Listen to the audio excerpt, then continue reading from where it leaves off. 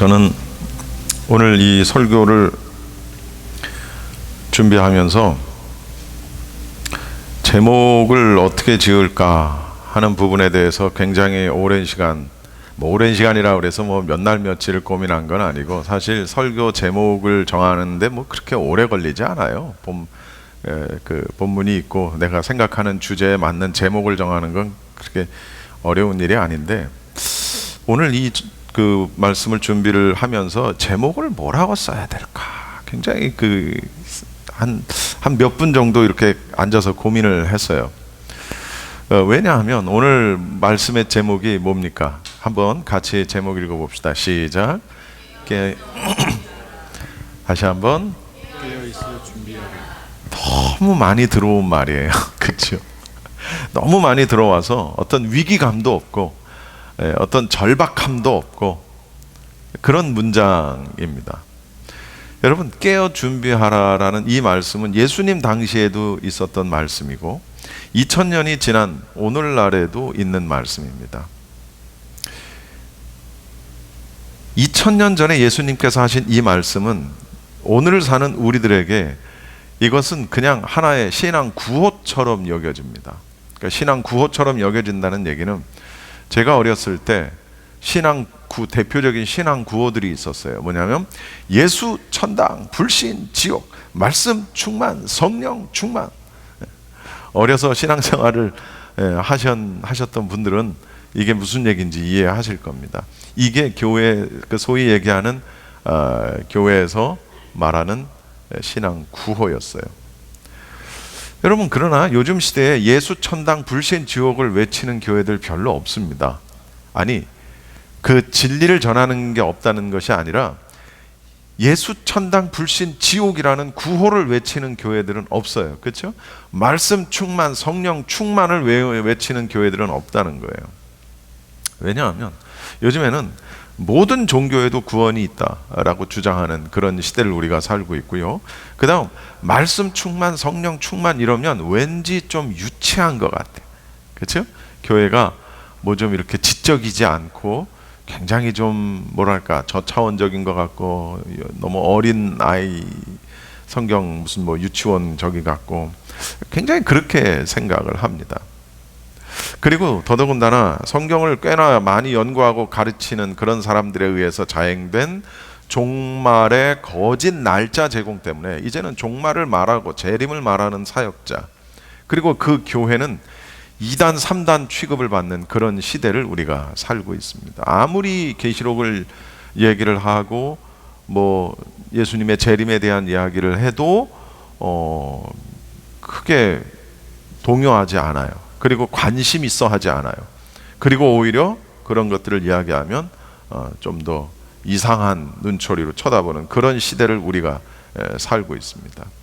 세상 사람들은 2035년이 되면 세상이 얼마나 발전할 것이며, 또 2050년이 되면 어떤 일이 우리에게 일어날지를 말하고 있어요. 그만큼 과학이 발달하는 이 시대 속에서 한 해가 다르죠.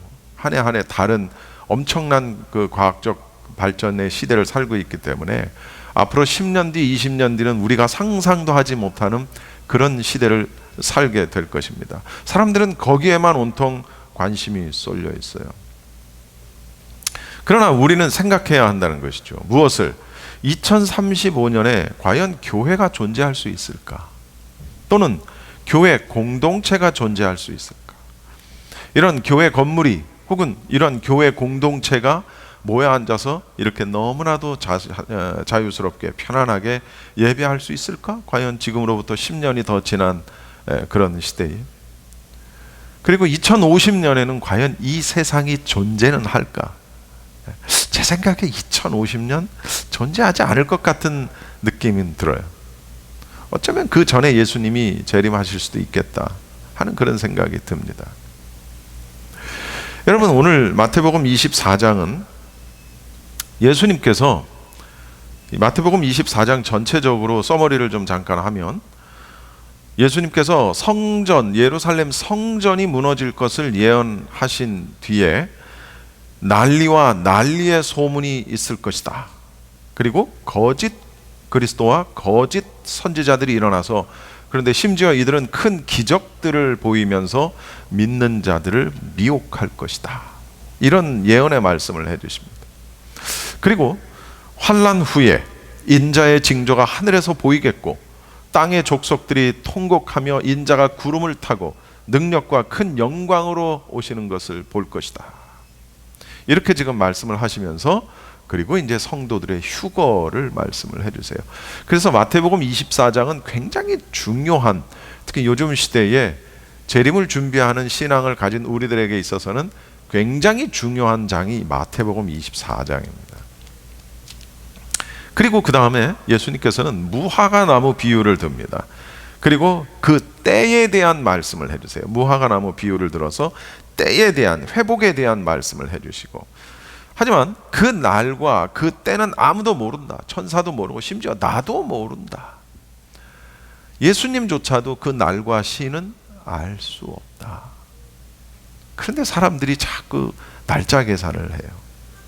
그리고 자꾸 잘못된 정보를 제공을 하고 사람들로 하여금 이제 그런 것에는 관심을 두려하지 않는 그런 것. 이게 아주 참 교묘한 마귀의 술법이라는 것이죠. 그러면서 이제 오늘 본문 예수님께서 그날과 그때를 알 수 없기 때문에 아무도 알지 못하는 그때에 주님께서 다시 임하실 텐데 그 장면을 도둑이 오는 것에 비유를 하셨어요. 우리 다시 한번 성경을 읽어볼까요? 43절을 읽어보겠습니다. 시작.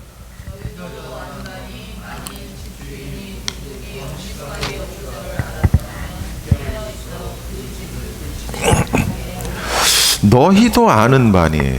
예. 우리도 너무나도 잘 알아요. 그렇죠? 이거 뭐 설명 안 해도 잘 알아요. 당연히 알아요. 이건 상식도 아니에요. 당연한 거예요.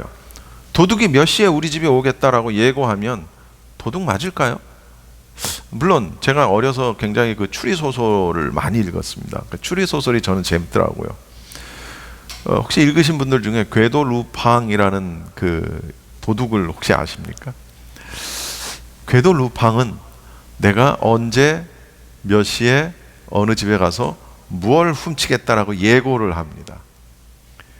그래서 그 도둑을 막기 위해서 경비를 세우고 합니다. 그런데 희한한 건 루팡은 그걸 뚫고 그걸 훔친다는 거예요. 정말 재밌습니다. 추리소설. 근데 그 유일하게 그 궤도 루팡을 막을 수 있는 인물이 누구냐? 셜록 홈즈. 셜록 홈즈만이 궤도 루팡을 상대할 수 있는 그 두 사람의 그 두뇌 싸움. 그러니까 이제 그 소설을 쓴 작가가 너무나도 천재인 거죠. 두 사람의 두뇌 싸움 굉장히 흥미로웠던. 그래서 저는 궤도 루팡과 셜록 홈즈가 나오는 추리 소설은 거의 다 읽었어요. 다는 아니겠지만 거의 다 읽었어요. 저희 아버지가 추리 소설이 그렇게 재밌냐? 예, 저는 추리 소설이 재밌어요. 그랬던 기억이 나요. 여러분, 이건 소설 속에 있는 얘기고 현실 속에서 과연 영화 같은 이야기가 있을까? 여러분 이미 다 아시겠지만 우리 집에 몇 주 전에 도둑이 들었습니다. 근데 우리 부부가 집에 다 있는 상태에서 도둑이 들었어요. 제가 아주 어렸을 때, 어머니는 기억을 하실까 모르겠어요. 동생들은 기억을 할까? 제가 어렸을 때 초등학교 다닐 때, 아마 초등학교 저학년이었을 때 같아요. 우리 집에 도둑이 든 적이 있어요. 참 저희 집 같은 초가상간 살았거든요. 초가집, 그 찢어지게 가난한 그 집에 뭐 가져갈 게 있다고 도둑이 들어가지고 뭘 가져갔냐면 우리 아버지 옷을 다 가져갔어. 그 아버지한테 제가 일하시는 데 가서 이렇게 얘기했더니 아버지가 집에 오셨어. 너무나도 속상해 하시던 그 아버지의 모습이 지금도 기억이 나요. 그런 일이 있었어요. 그러니까 그 이후로는, 그때 어렸을 때 그런 기억이 아주 짧게 있고, 그 이후로는 제가 사는 집에 도둑이 든 일을 겪어보지 못한 것 같아요, 저는. 근데 심지어 아주 작은 집에, 우리 집에 오신 분들은 아시겠지만 작은 집에 두 식구가 있는데도 그걸 당했어요. 어떻게 그렇게 당할 수 있었느냐? 제가 또 한 번 더 구조를 또 우리 집이 여기가 문이에요. 여기가 거실이에요. 여기가 방이에요. 여기가 방이에요. 들어오면 여기가 화장실이에요. 들어오면 여기가 이제 거실이니까 이 방은 직통으로 보여요. 근데 요 방은 안 보여요. 여기 있으면 이 방은 안 보이는 거예요. 여기가 이제 화장실이 이렇게 있어서 여길 이렇게 돌아가서 가야 방으로 들어가는 구조예요. 그러니까 우리는 부엌이 없어요. 그러니까 작은 집이라는 거예요. 부엌과 거실을 같이 써요. 요만해요. 요만해요. 거실도 없어요. 그런 집이었어요. 그런 집이에요. 지금 우리가 사는 데가. 근데 이 방으로 들어온 거예요. 이제 여기가 창문이 있고 여기가 창문이 있고 여기가 창문이 있어요. 여기는 이제 그냥 이 옆집하고의 사이에 약 조그만 골목이 이렇게 있는 거예요. 사람 다니는 골목이 아니에요. 여러분, 이런 집에서 두 식구가 여기에 다 있는 상태에서 도둑을 맞았어요. 오늘 본문 조금 위로 올라가면 38절을 한번 여러분 보십시오. 홍수가 나서 그들을 다 멸하기까지 깨닫지 못하였어. 아니 38절. 홍수 전에 노아가 방주에 들어가던 날까지 사람들이 먹고 마시고 장가들고 시집가고 있었으며 39절. 홍수가 나서 그들을 다 멸하기까지 깨닫지 못하였으니. 여러분, 먹고 마시고 장가들고 하는 것은, 시집가고 장가들고 하는 것은 죄가 아닙니다. 그렇죠? 그것은 절대로 죄가 아닙니다. 우리가 다 하는 일입니다. 신 불신 간에 상관없이 모두가 다 하는 일이에요. 여러분, 근데 우리 부부가 그 주일이었어요. 교회에서 이제 성경 공부 집에서 끝나고 앉아 있으면서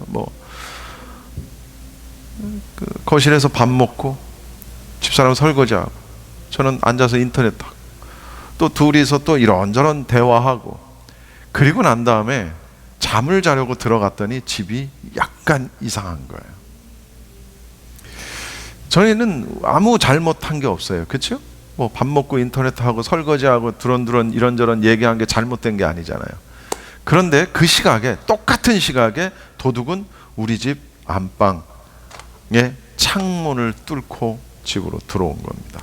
그리고 이것저것 해집었어요. 근데 막 하지 못했어. 왜냐면 우리가 들을 테니까 살금살금 한 거야. 그게 그냥 생각 그려지는 거예요. 살금살금.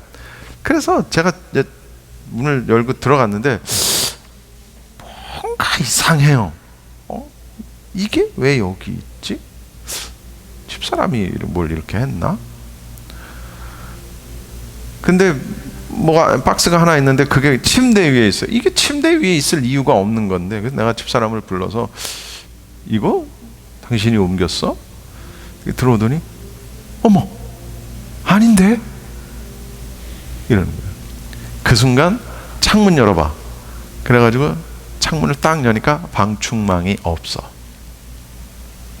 방충망을 뜯고 창문을 열고 들어와서 헤집어 놓은 다음 나가서 창문을 싹 닫아놓고 안 온 것처럼 하고 나간 거야.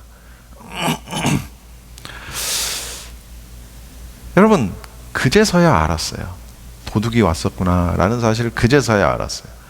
도둑이 든 것을 도둑이 지나간 다음에 알았단 말이에요. 우리는 둘이 앉아서 너무나도 어이가 없고 기가 막히고 코가 막히고, 요즘 말로 레알이야 이거? 응? 이거 진짜야? 42절 말씀을 한번 읽어봅시다. 시작. 그러므로 42절 시작. 그러므로 깨어 있으라. 어느 날에 너희 주가 임할는지 너희가 알지 못함이니라.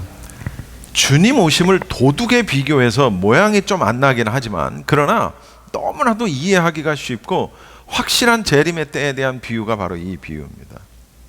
우리는 잠도 자지 않고 있었어요. 깨어 있었어요. 근데 도둑이 오는 걸 알지 못했어요. 그러니까 여기서 말하는 깨어 있으라는 것은 잠자지 말라라는 말이 아닌 걸 알 수 있겠죠. 잠을 어떻게 안 잡니까? 여러분, 밥 먹고 설거지하고 인터넷 보고 말하느라고 도둑이 들어오는 걸 감지하지 못했어요. 들어왔다 나갔는데도 우리는 몰랐어요. 여러분, 노아의 때는 어떤 때입니까? 앞으로 얼마 안 있으면 방주의 문이 닫혀요. 그죠? 방주의 문이 닫히고 비가 내려서 자신들을 다 수장시킬 계획이 진행되고 있음에도 불구하고 그들은 여전히 먹고 마시고 시집가고 장가가고 사고 팔고 집 짓고 심고 거두고 죄 짓고 그걸 하면서 홍수로 멸망할 때까지 그걸 몰랐다는 사실입니다. 지금이 바로 그 노아의 때와 같다라는 것이죠. 우리는, 집사람하고 저는, 어떻게 저 같은 경우 그런 생각을 했어요. 물건을 찾아보니까 뭐 가져갈 게 있나? 가져갈 게 없죠. 근데 하나 가져갔어. 방충망은 왜 가져가? 방충망이 없어졌어요? 어이가 없어가지고. 그래서 밖에 나가서 보니까 방충망이 이제 떨어졌겠거니 이제 다시 다르려고 방충망이 없어. 방충망을 가지고 간 거야. 그래서 아유, 찌질이구나. 이게 또 도둑도 아니고 이거 잔챙이구나. 설마 또 오겠나? 도둑이 한 번 왔던 데를 또 무슨 우리가 대궐 같은 집도 아니고 또 오겠습니까? 사실 상식적으로 그렇잖아요. 또 안 올 거잖아요. 다시 안 올 걸로 생각하니까 한편으로는 에휴, 그래, 약간 안도감이 생기더라고요. 다시는 안 오겠구나. 그런데 이게 웬일입니까? 이틀 뒤에 또 왔어요. 주일날 그랬는데 화요일날 또 온 거예요. 여러분, 우리 집 창문은 에어컨이 설치가 되어 있어요. 왜 그 네모난 거 에어컨 창문에 다는 거 있잖아요. 그걸 이렇게 설치를 했기 때문에 창문을 다 닫을 수가 없는 구조예요. 이해하시죠? 그러니까 어떻게 했어요? 창문을 마음대로 열고 닫을 수가 있어요. 밖에서든 안에서든. 왜? 잠글 수가 없으니까. 락을 할 수가 없는 거예요. 그래서 쉽게 들어올 수 있는 거예요. 우리는 설마 또 오겠어? 라고 생각을 하면서도 혹시 몰라서 집사람이 막대기 하나를 고정시켜 놨어요. 뒤에 열리지 않게. 이제 그 막대기가 아니고 그게 무슨 나무젓가락 같은 건데, 우리가 일반적으로 먹는 나무젓가락이 아니라 이렇게 굉장히 긴, 무슨 요리할 때 쓰는 그런 긴 나무젓가락, 한 이만해요, 나무젓가락이. 근데 마침 창문 거기 빈 공간에 딱 맞아. 어떻게 그렇게, 뭘로 고여야 될까? 저는 고민하고 있었는데 어느샌가 집사람이 그걸 찾아다가 딱 고여놓은 거예요. 근데 희한하게 아주 딱 맞아. 안 열려. 설마 또 오겠어? 그랬어요. 그날도 어김없이 똑같이 여기서 앉아서 화요일 저녁에 밥 먹고 얘기하고 인터넷 보고 뭐 두런두런 하고 있는데 갑자기 이 방에서 우당탕탕탕탕 소리가 나는 거예요. 깜짝 놀라가지고 방으로 뛰어들어갔더니 우리 집 창문이 이렇게 돼 있더라고요.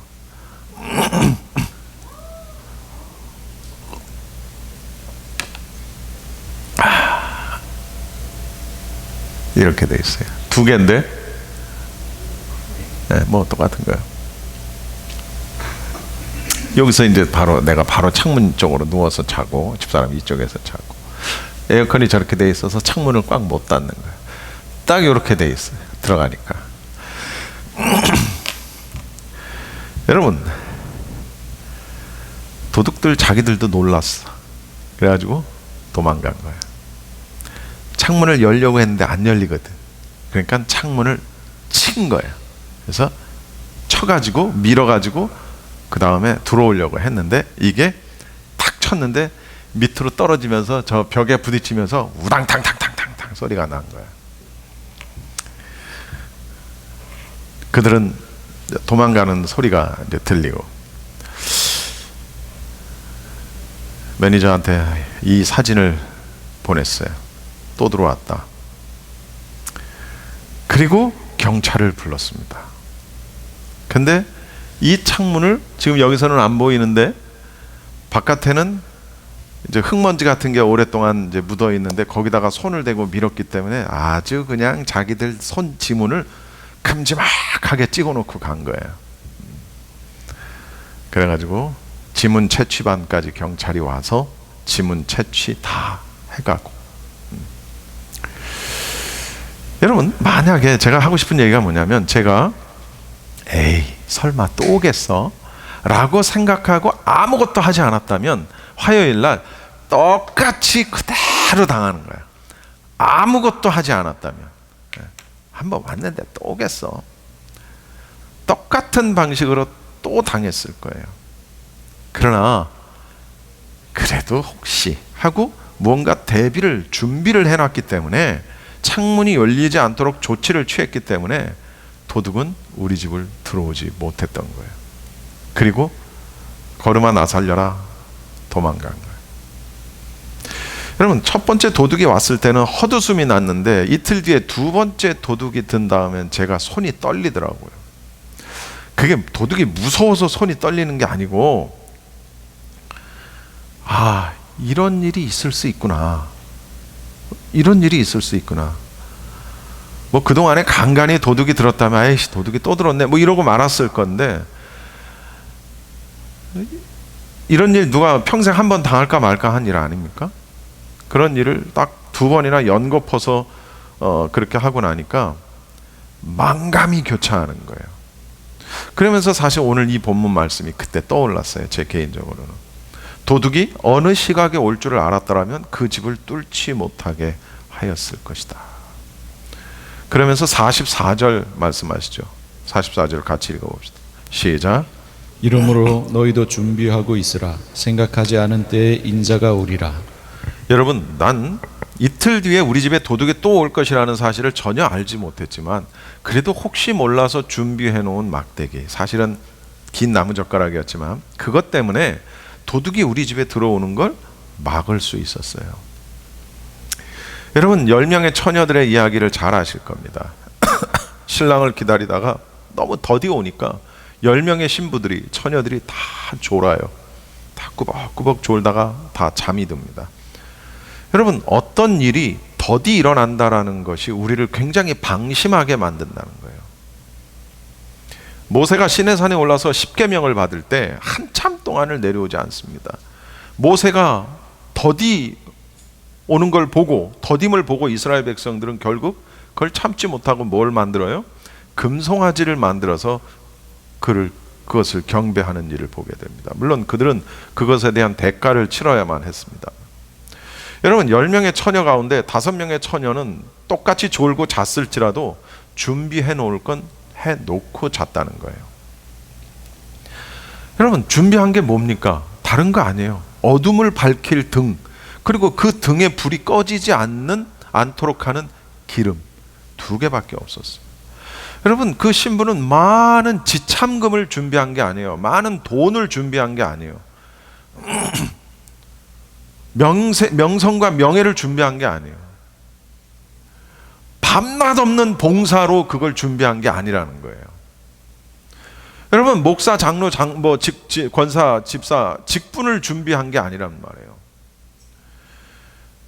그들이 준비했던 건 딱 2가지인데, 이 세상을 어떻게 살아가야 하는지에 대한 지혜가 담긴 하나님의 말씀, 삶의 원리가 되는 그 말씀, 내 길을 밝히는 등과 같은 말씀을 준비했고, 또 그 말씀의 원리대로 살아갈 수 있게 해주는 에너지가 되는 기름 역할을 하는 성령님을 준비했다는 거예요. 그 등과 기름을 준비했다는 거예요. That's it. 여러분, 말씀 충만, 성령 충만, 이게 정말 어렸을 때 그렇게 많이, 어려서 주일학교 다니면서도 그거 외치고 했는데 그때는 뭣도 모르고 말하는 거예요. 근데 지금 오늘을 살고 있는 우리들에게 있어 이 말씀 충만, 성령 충만 외에는 필요 없다는 걸, 다른 거는 다 부수적인 것이라는 걸 우리가 너무나도 잘 알게 되는 거죠. 오실 주님을 맞을 수 있는 가장 중요한 깨어있음과 준비되어짐이 무엇이냐? 그것은 말씀 충만, 성령 충만밖에 없더라. 여러분, 우리는 세상을 살면서 나름 직업도 갖고 그 직업을 통해서 열심히 일을 합니다. 그렇죠? 살고 있어요. 그 열심과 성실 속에 우리의 영적인 안테나를 높이 치켜 세우고 살아야 한다는 사실이에요. 열심히 성실하게 살아야 되는데 그렇게만 살면 안 된다는 거죠. 먹고 마시고 자고 사고 팔고 집 짓고 장가 가고 시집 가고 그렇게만 살아서는 안 된다는 거예요.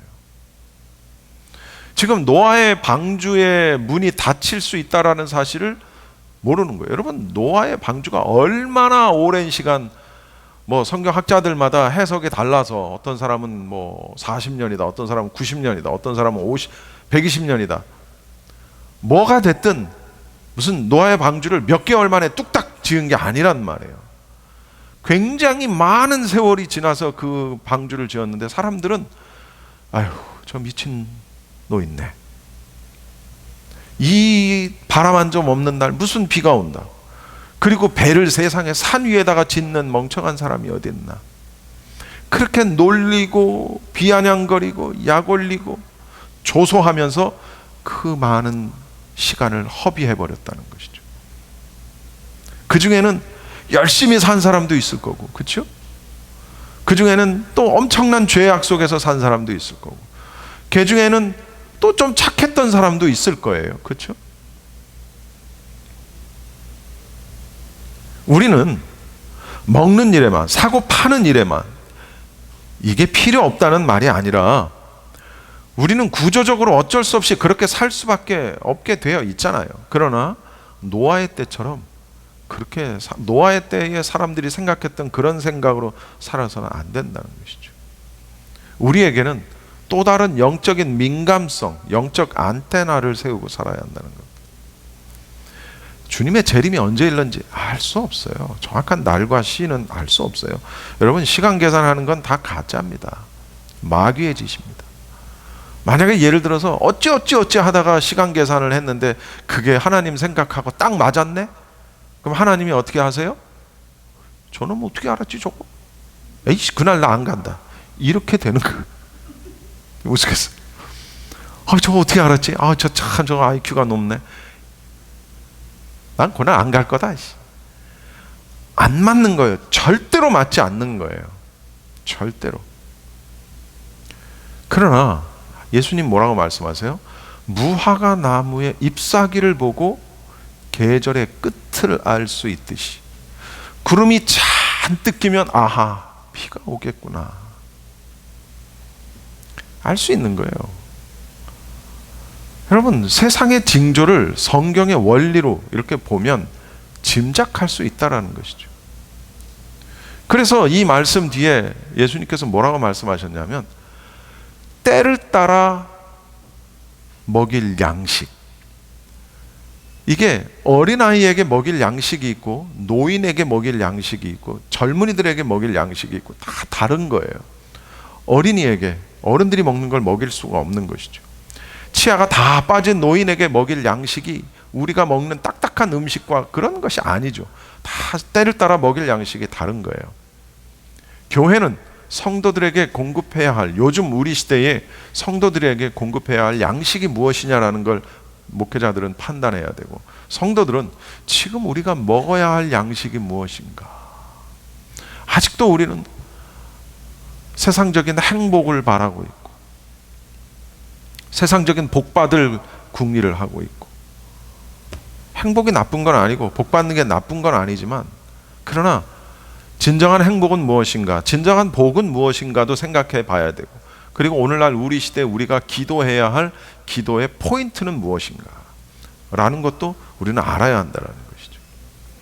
여러분, 목사가 금식합시다 하면 금식도 하고, 말씀 읽읍시다 하면 말씀도 읽고, 기도합시다 하면 기도도 하고, 여러분, 그런 어떤 정말 우리가 이 시대를 살아나가는 방법들을 제시할 때에 그렇게 살아나가는 거예요. 사랑하는 성도 여러분, 우리가 중생한다, 거듭난다, 번어게 난다. 이런 말이 무슨 뜻입니까? 정말로 우리가 엄마 뱃속에 들어갔다 다시 나옵니까? 그럴 수는 없잖아요. 그런데 우리가 거듭난다라는 것이 어떤 의미인지를 너무나도 잘 알려주는 말씀이 있어요. 그게 로마서 12장에 있는 말씀입니다. 로마서 12장 2절에 보면 여러분 잘 아시는 말씀이에요. 너희는 이 세대를 본받지 말고 오직 마음을 새롭게 함으로 변화를 받아 아버지의 선하시고 기뻐하시고 온전한 뜻이 무엇인지 분별하라. 여러분, 이 말씀 속에 굉장히 중요한 핵심 포인트가 뭐냐면, 여러분, 분별하고 하나님의 뜻을 찾고 하나님의 기뻐하심을 찾고 내가 변화를 받고, 아니 세대를 본받지 말고 하는 이 모든 것의 시작은요, 마음을 새롭게 함에 있다는 거예요. 여러분, 마음이 새로워지지 않으면 하나님의 뜻을 판단할 수 없고 이 세대를 본받을 수밖에 없는 거예요. 분별을 할 수가 없는 거예요. 아, 이게 지금 이게 나한테 필요한 건가? 이게 이리 가야 되나? 저리 가야 되나? 그러니까 마음을 새롭게 한다는 게 무슨 의미냐면은 여러분, 이게 거듭난다는 의미입니다. 세상 사람들이 말하는 나는 이제 마음 잡았어, 나는 이제 술도 끊고, 뭐 그냥 보통 일반적으로 세상 사람들이 얘기하는 마음을 다 잡았다라는 그 정도가 아니에요. 이거는 마음을 새롭게 한다라는 거예요. 보라, 이전 것은 지나갔도다. 보라, 새 것이 되었도다. 여러분, 우리는 거듭남으로 인해서 이전 건 지나가 버렸다는 얘기예요. 새 것이라는 거예요. 근데 그 새 것이, 아니 여전히 우리는 늙어 있고 여전히 우리는 이런데 뭐가 새 것? 마음이 새롭게 된다는 거예요. 여러분, 악한 마귀의 싸움, 악한 영적 마귀는 우리에게 어떤 식으로 싸움을 걸어오냐면, 정말 우리 눈앞에 마귀가 나서서 우리하고 씨름하자, 그게 아니잖아요. 그럼 마귀는 어떻게 우리와 영적 싸움을 걸어오느냐? 우리의 생각과 우리의 마음을 통해서 영적 싸움을 걸어오는 거예요. 정말로 뿔 달린 마귀가 우리 앞에 와서 우리가 격투기를 하는 건 아니잖아요. 예? 어떤 그것이 가정사가 됐든 직장일이 됐든 교회 일이 됐든 무엇이 됐든 그 사람이 가지고 있는 가장 약점을 공략을 함으로 인해서 그 사람의 마음을 상하게 하고 그 사람의 생각을 삐뚤어지게 만들고 하는 그런 것들을 통해서 영적 싸움을 걸어온다는 것이죠. 우리는 신앙이 있다고 하면서도, 거듭났다라고 하면서도 우리는 어떻습니까? 옛날에 했던 고집 그대로 부리고 있고, 옛날에 했던 습관 그대로, 옛날에 했던 경험과 기준들을 가지고 여전히 우리는 살아가고 있다는 것이죠. 새로워지지 않았다는 거예요. 여러분, 새롭게 된 것이 무엇인지, 내 자신이 달라진 것이 무엇인지, 또는 나는 어떤 것이 구별되어져 있는지를 우리가 한번 생각해 봐야 된다는 것이죠. 우리는 과연 현재 깨어 있는가? 우리는 지금 무엇을 준비하며 살아가는가? 여러분, 준비한다라는 것의 가장 기본은 물론 회개입니다. 우리가 준비한다라고 했을 때는 우리가 회개하며 우리의 옷을 빠는 것을 말하는 거예요. 기본적으로는. 그 다음 성령을 따라 사는 것이죠. 저는 이번에 영성 캠프를 갔다 왔는데 저에게는 목회자로서는 굉장히 중요한 터닝 포인트가 됐어요. 강사 목사님이 저의 문제를 너무나도 정확하게 짚어내셨어요. 짚어낸 여러 가지 문제들 가운데 제가 하나만 소개하면 이런 거였어요. 제가 내 스스로 뭐든지 하려고 했다는 거예요. 정확한 지적이었어요. 아, 이 목사님 가짜 아니구나. 그분하고 저하고 전혀 일면식이 없는 상태에서 만난 건데. 그리고 저한테 그랬어요. 아, 지쳤다. 내가 지쳤다는 거예요. 그리고 무너졌다는 거예요. 예. 여러분, 저는 그게 무슨 의미인지를 알아요. 저는 그것이 목사님, 하나님이 무너졌다라고 말씀하시는데 무엇이 무너졌는가요? 이렇게 저한테 물어보시는데 제가 뭐라고 말을 할 수가 없었어요. 그래서 그냥 다 무너졌습니다. 그냥 그러고 말았어요. 여러분, 저는 기도하지 못했어요. 저는 굉장히 교만했습니다. 여러분, 내 고집, 내 경험, 내 기준, 이게 언제나 우선이었어요. 무엇을 하든. 근데 그럴 수밖에 없는 또 어떤 환경적 그 배경이 저한테는 물론 있었습니다. 말씀 속에서 원리를 찾고 성령님의 인도하심을 받기보다는 언제나 내 생각이 먼저였다는 것이죠. 그것이 집안일이든 교회 일이든 무슨 일이든. 그러면서 저는 지금은 그렇지 않아요. 예전에는 어떤 목사님이 나와 나이가 비슷하고 나와 비슷한 목회 경력을 가졌음에도 교인 수가 몇백 명이 됐다, 이런 얘기를 엊그저께도 또 들었어. 그 얘기. 이름만 되면 알만한 교회예요. 근데 저는 그 목사님 머리가 백발이어서 저보다 나이가 훨씬 많은 줄 알았더니 저보다 한 살인가 많아. 근데 그런 소리를 들을 때 예전에 저는 자존심이 상하고 풀이 죽고 힘을 잃고 좌절을 하고, 문제가 뭔지 알아요. 성도들이 문제가 아니라 제 문제라는 걸 알면서도 제가 그렇게 살았어요. 여러분, 저는 저대로 제 자신을 돌아보고, 여러분들은 여러분들 나름대로 각자 자신을 돌아보면서 지금 나는 깨어 있는가? 나는 지금 내 삶 속에서 오실 주님을 준비하며 살고 있는가? 점검해 볼 필요가 있다는 것이죠. 예를 들어서 교회에 와서 성경 본문을 읽을 때 외에는 한 번도 성경을 읽지 않는다.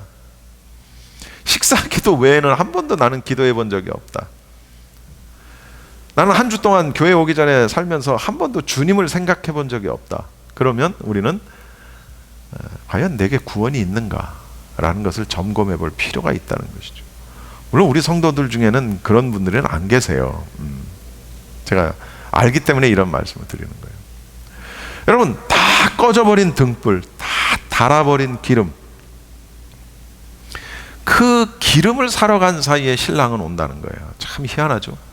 그 기름이 다 떨어져서 그 기름을 사러 마켓에 간 사이에 신랑은 도착했고, 그걸 잘 준비하고 있었던 5명의 신부들은 신랑과 함께 들어가 버렸고, 문은 쾅 닫혀버렸고, 뒤늦게 기름을 사고 불을 밝힌 처녀들이 와서 쾅쾅쾅쾅쾅 문을 열어주세요, 문을 열어주세요 애원하고 통곡을 해도 문은 열리지 않는 거예요. 그리고 주님은 그 안에서 이렇게 말씀하시는 거예요. 내가 너희를 알지 못하노라. 내가 너희를 알지 못하노라. 여러분, 내가 너희를 알지 못하노라. 여러분, 이것보다 더 끔찍한 일은 없는 거예요. 여러분, 평생 신앙생활을 했는데 내가 너를 알지 못하노라. 여러분, 그래서 오늘 말씀 이겁니다. 그런즉 깨어 있으라. 너희는 그날과 그때를 알지 못하느니라. 여러분, 열심히 우리는 각자의 자리에서 최선을 다해서 살아야 돼요. 열심히 약국을 찾아오는 환자들에게 최선을 다해서 그들을 도우려고 애쓰고, 여러분 각자의 자리에서 여러분이 할 수 있는 직업 속에서, 제가 지난주에 설교했던 대로 그 직업 속에서 소명을 찾는 거예요. 내가 가지고 있는 소명 무엇일까? 그러면서 복음도 전하면서 최선을 다해 살면서 영적인 안테나를 바짝 세우고 하나님이 내게 주시는 레마의 말씀이 무엇인지를 들으려고 애쓰고, 시대를 분별하려고 애쓰고 하는 그런 깨어있음과 준비되어짐이 우리에게 있어야 된다는 것이죠. 그런즉 깨어있으라. 너희는 그날과 그때를 알지 못하느니라. 그러면서 44절에 생각하지 않은 때에 인자가 오리라. 정말 도둑이 들 거라고는 생각도 하지 않은 때에 도둑이 들었던 것처럼 그렇게 예수님은 오신다는 거예요. 우리는 마라나타, 주 예수여 어서 오시옵소서, 이 고백을 할 수 있어야 돼요. 여러분, 손양원 목사님께서 지으신 주님 고대가라는 그런 그 찬양의 가사가 있습니다. 영 목사님이 가끔가다 얘기를 해서 여러분도 뭐 이미 다 아실 거라고 생각하는데요. 이런 내용입니다. 먼 하늘 이상한 구름만 떠도 행여나 내 주님 오시는가 해 머리 들고 멀리 멀리 바라보는 마음 오 주여 언제나 오시렵니까? 여러분, 먼 하늘에 이상한 구름만 떠도 주님 오시나? 구름이 떴는데 구름은 그때도 이상한 구름 떴고 지금도 이상한 구름 떴고,